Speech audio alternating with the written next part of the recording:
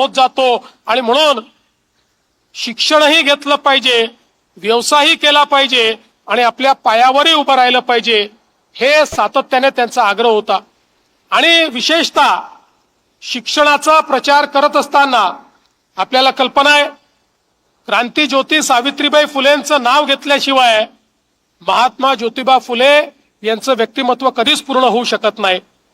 त्या क्रांतीज्योतींच्या पाठीशी उभं राहून ज्यावेळी स्त्री शिक्षणाची मुहूर्तमेढ ही त्या ठिकाणी केली आणि भिडेवाड्याची पहिली शाळा ज्यावेळी सुरू झाली, आपल्याला कल्पना आहे समाजामध्ये स्त्रियांना मागासलेलं ठेवण्याची जी विचारसरणी होती, त्या विचारसरणीच्या विरुद्ध एक मोठा लढा ते लढले.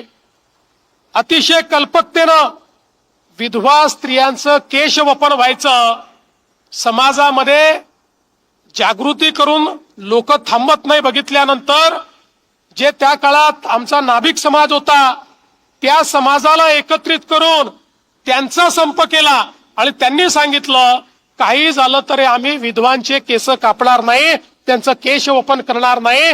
आणि ही जी एक आपल्याकडे प्रथा होती ती प्रथा संपवण्याचं काम हे महात्मा ज्योतिबा फुलेंनी केलं.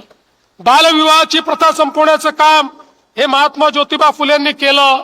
आणि हे सगळं करत असताना आपल्याला कल्पना आहे की जी शिक्षणाची एक संपूर्ण व्यवस्था त्यांनी उभी केली आणि तदनंतर सत्यशोधक समाजाच्या माध्यमातून खऱ्या अर्थानं जो काही समाजातला भेद आहे तो भेद कसा दूर होईल आणि ज्या प्रकारे काही लोकांनी इतर लोकांना त्या ठिकाणी जखटण्याचं काम केलं होतं त्यातनं ते कसे मुक्त होतील, विचार कसे मुक्त होतील, अंधश्रद्धा कशा दूर होतील, भोंदूगिरी कशी संपेल, याकरता प्रचंड मोठं कार्य त्यांनी केलं. आणि त्यातूनच खऱ्या अर्थानं सत्यशोधक समाजाच्या माध्यमातून पुरोगामी अशा प्रकारचा विचार करणारे अनेक लोक हे त्या काळामध्ये तयार झालेले आपण बघितले. त्याची मुहूर्तमेढ त्यांनी केली.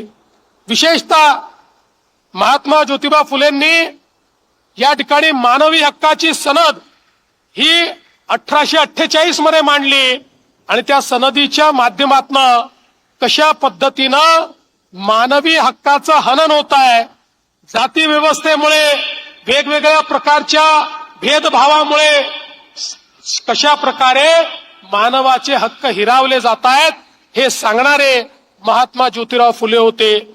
आणि हे सगळं करत असताना आपल्या